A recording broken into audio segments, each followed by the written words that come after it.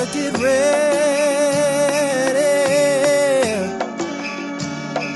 Oh no. Oh, oh, oh.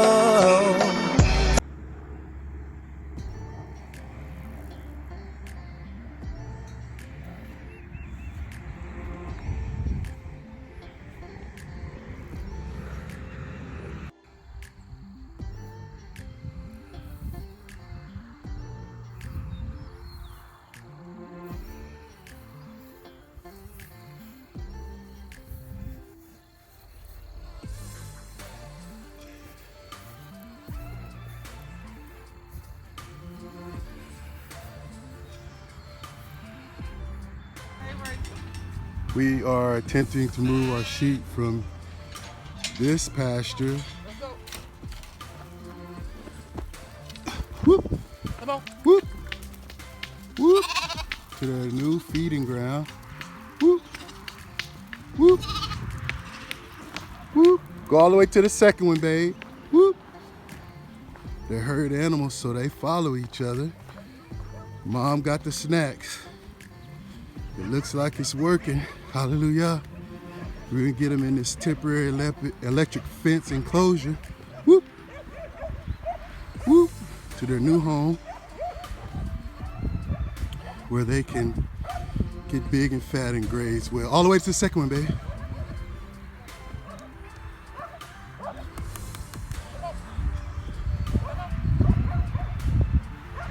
Call them. Whoop, whoop. All right, guys, we got them in. Got a family walking around in the corner. But we got a nice sized paddock or pasture area for them to eat on. They came in fairly easily, which will allow us to let that other side grow back up. Now we gotta do is put them some shelter out here from the sun and rain, and they will be just fine. Hello, and welcome back to Qadash Farm. Here, we believe that preparation is the key to reparations. It's less than 1% of farmland in the United States owned by so-called African Americans, coloreds, blacks. With that, today's topic of discussion is exemptions. When you purchase your property, however many acres you buy,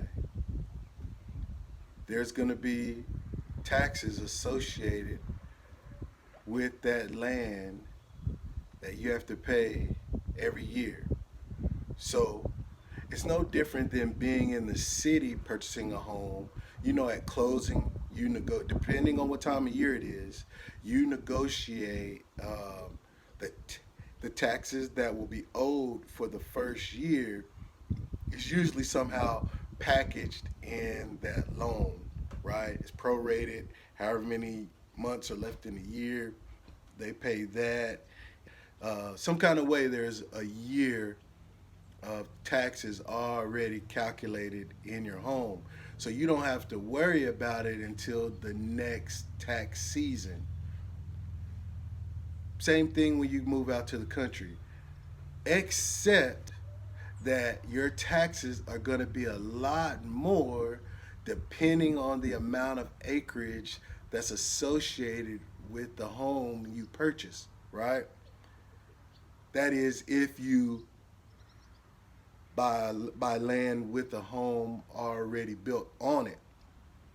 So if you just buying land outright, there will be taxes associated with the amount of acreage and land that you bought.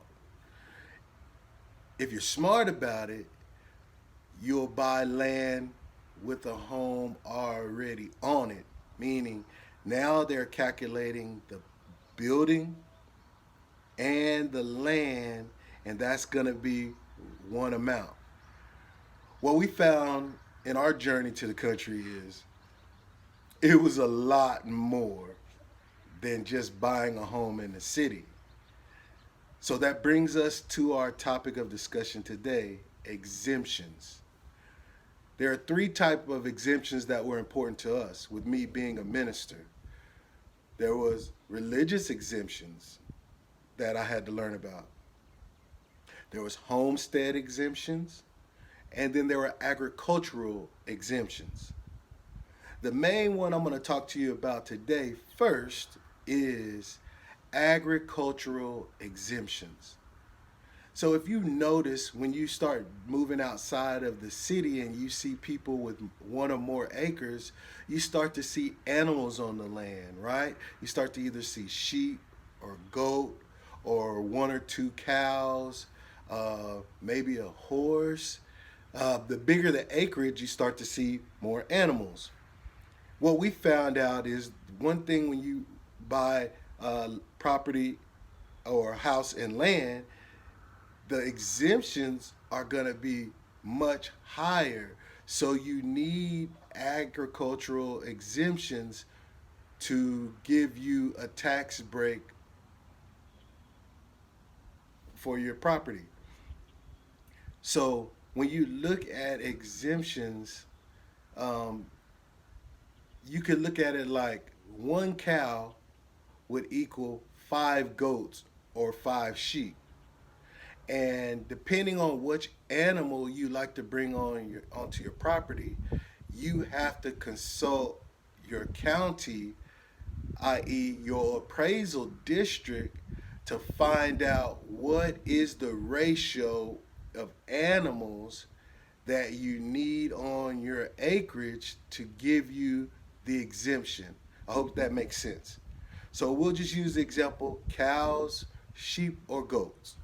So depending on the amount of acreage you buy, 1, 10, 20, 100 acres, they're going to give you an amount of animals that you have to have on your property to qualify for the exemption, i.e., there has to be some kind of productive purpose for you having those sheep, goats, or cattle on your property, right? Not more so thinking you're going to have them on your property for pets, but there has to be some kind of milk production, raising baby cows into grown cows to sell them, right? Or you're doing it yourself. I'm raising a cow and I'm going to slaughter and sell the meat myself. It's going to have to be some kind of productive purpose that could benefit yourself and others, right? Even in growing the sheep, raising sheep, is it for the fur or is it for the meat? Or are you raising to sell the babies? What is your purpose for having those animal exemptions on your property? You would have to define what that is. So one of the big reasons why you see a lot of animals on rural properties is definitely because of the exemption. It is definitely more taxes when you buy land than if you just buy a house in the city. Now let's talk about the county and appraisal district. We had to learn what that is because if you just call the county clerk's office, they're not going to be able to help you with exemption status. So when you move out to the country or you buy a rural property with acreage, you'll learn about USDA. We've talked about that in other videos. And you'll learn about the appraisal district. And they are the ones that really manage the type of exemption and whether or not you qualify. Similar to the city, someone drives around, looks at your property, and they give an appraised value. That's not necessarily what the value of the home is or what it's sold for, but it's just an appraisal value. Well, the agricultural appraisal district, they actually drive by or send drones to make sure that the animals that you say are on your property are actually on the property, on the amount of acreage that you specify that you have and that you have those animals on. They're going to drive by to make sure those animals are actually there. It's not like you can go rent a cow and some sheep and know when they're coming. They're going to come when they come, just to verify that you have the animals on the property. So really understanding the importance of exemptions, knowing that you will need them, is going to be key once you have purchased the property that you have chosen. You're going to definitely need some kind of exemptions on the property.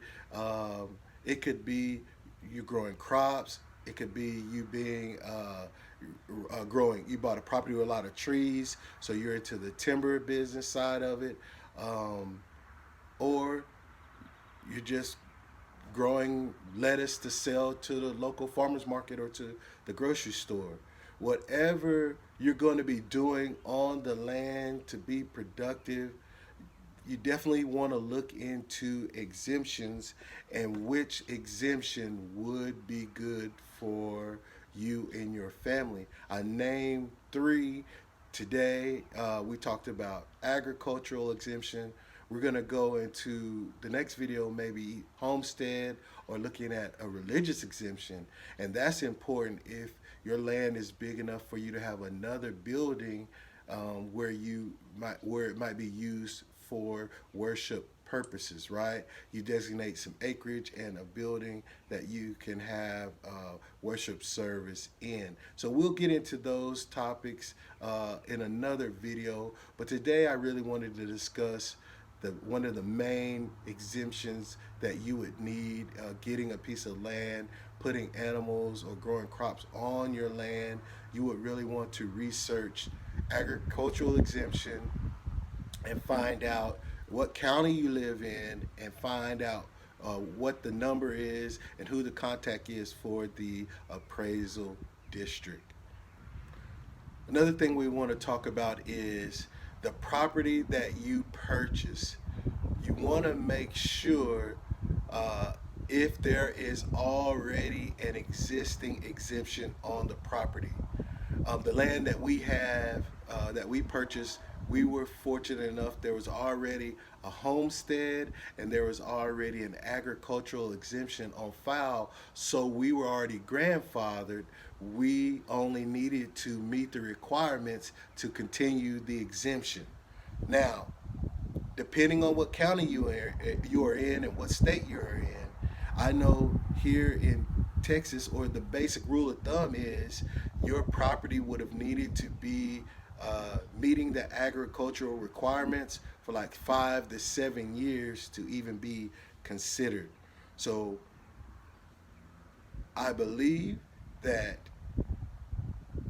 if you're not ag exempt, or the property is not ag exempt when you purchase it, then there's a waiting period of 5 to 7 years before you can be qualified as an ag exempt property. So you would have to go ahead and establish your homestead property, your homestead exemption, excuse me. You would have to establish your homestead exemption and then wait the 5 to 7 years to qualify for your ag exempt status. Well, that's the information I had to share with you today. I hope that it was helpful. I hope that someone can use the information that I'm putting forth. I thank you for watching Qadash Farm. Here we believe preparation is the key to reparations. Like we are qualified and we have the resources to go out and acquire our own 40 acres and our own mule. So we should do that and stop waiting on others to give us what we can go get for ourselves. And with that, you got to get outside. You got to get your hands dirty. A closed mouth don't get fed. Closed mouth don't get fed. And you can't expect something by doing nothing. And with that, as always, until we see each other again, y'all bless.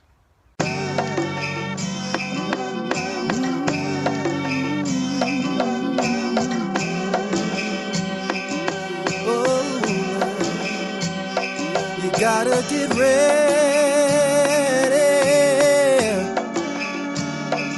Oh no.